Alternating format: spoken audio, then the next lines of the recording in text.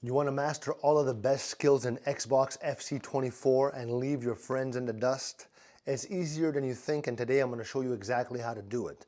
So are you tired of being stuck in the same moves and not knowing how to do all those cool tricks in the game? You're not alone. A lot of players feel the same way and are looking for ways to stand out. So today is your lucky day. I've got the ultimate guide to leveling up your skill, basically your skill moves, your skill set. So first, let's talk about how to do this step over, okay? Let's talk about how to do the step over.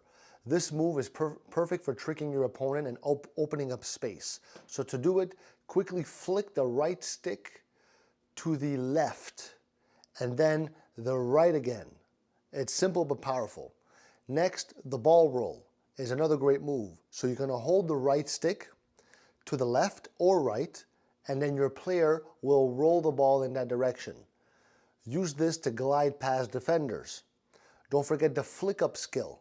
So basically you're gonna flick the right stick twice upwards and the ball will pop up.